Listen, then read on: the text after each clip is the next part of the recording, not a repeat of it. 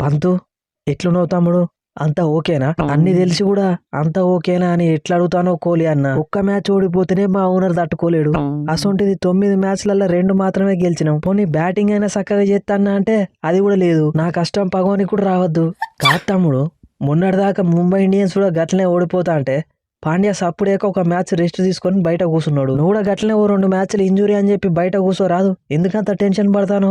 నాకు ఆ స్వతంత్రం కూడా లేదన్నా. సరే సరే తమ్ముడు, ఇక అందరికి ఇచ్చినట్టే మాకు కూడా ఇలా 2 పాయింట్లు ఇచ్చినావంటే మేము టేబుల్ టాప్ లాగా పోతాం. అన్నా నువ్వు కూడానా? తప్పదు తమ్ముడు, ఇప్పుడు నిన్ను పాపం అనే పొజిషన్లో లేము. ప్లే ఆఫ్స్ కి కాంపిటీషన్ గట్టిగా ఉన్నది. మళ్ళా టాప్ 2 కోసం అందరు ఎగబడతారు. ఇలాంటి టైంలో నువ్వు ఇచ్చే 2 పాయింట్లు మాకు చాలా ఇంపార్టెంట్.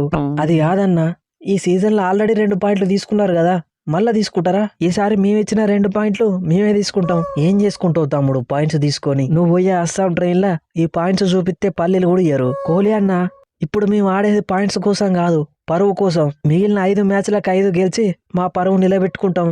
ఆయనతో ఉన్న పరువు కూడా తీస్తాం. ఏంది పాటిదారు ఏమో అంటాను?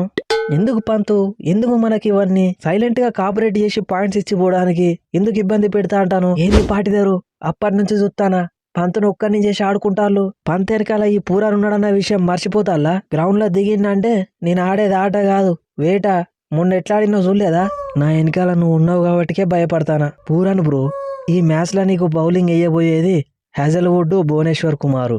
వాళ్ళు 6లు కాదు కదా, నిన్ను సింగిల్ కూడా కొట్టనియరు. సింగిల్ కొట్టాల్సిన అవసరం నాకు కూడా లేదు, అన్ని 6లే. Let's meet in the ground. ఏంది పాటిదారు భయ్యా వీళ్ళతోని మాటలు? వచ్చామా బౌన్సర్ వేసామా, ఒకటే పోటు అంతే.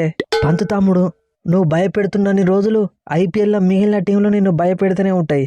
నువ్వు భయపడు బంద్ చేసి వాళ్ళను భయపెట్టుడు మొదలుపెట్టు. మనం ఎట్లాగో అస్సాం పోయినాం, ఇప్పుడు మనతో పాటు ఒక్క టీంనైనా అస్సాంకి పట్టుకపోవాలి.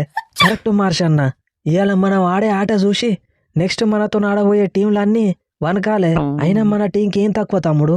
బ్యాటింగ్ లేదా, బౌలింగ్ లేదా, మంచి కెప్టెన్ ఇన్నింగ్స్ ఆడే కెప్టెన్ లేడా? మనం తలుచుకుంటే మనల్ని మించిన టీమే లేదు ఐపీఎల్.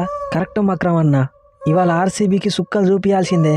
బ్యాటింగ్ చక్కగా చేస్తే బౌలింగ్ చక్కగా చేయరు, బౌలింగ్ చక్కగా చేస్తే బ్యాటింగ్ చక్కగా చేయరు. మీరు మా మీద గెలుతారా? ఒక మ్యాచ్ లో ఓపెనింగ్ వచ్చినోడు మిడిల్ ఆర్డర్లు వస్తాడు, మిడిల్ ఆర్డర్లు వచ్చినోడు నెక్స్ట్ మ్యాచ్ లో ఓపెనింగ్ వస్తాడు. మిమ్మల్ని వేరే టీంను ఓడియాల్సిన అవసరం లేదు పంతు, మీ అంతటా మీరే ఓడిపోతారు. పాటిదారు, ఎక్కడ గెలకూడదో అక్కడనే గెలుకుతాను. గెలుకుతే ఏం చెప్తూ మా మీద గెలుతావా? అయిపోయింది, నా సహనాన్ని పరీక్షించిల్లు, అన్ని లిమిట్స్ క్రాస్ చేసిల్లు. ఇక ఈ పంతుని గెలికితే ఎట్లుంటుందో గ్రౌండ్లోనే చూపిస్తా. Let's meet in the ground. వారం రోజులు గ్యాప్ వచ్చింది తమ్ముడు, కరెక్ట్ టైంకి ఎల్ఎస్జీ వాళ్ళు దొరికిళ్ళు. మళ్ళా ఫ్రెష్ ఒక హాఫ్ సెంచరీ కొట్టాలి. హాఫ్ సెంచరీ కాకపోతే సెంచరీ కొట్టన్నా, నిన్న ఆపేదేవాళ్ళు.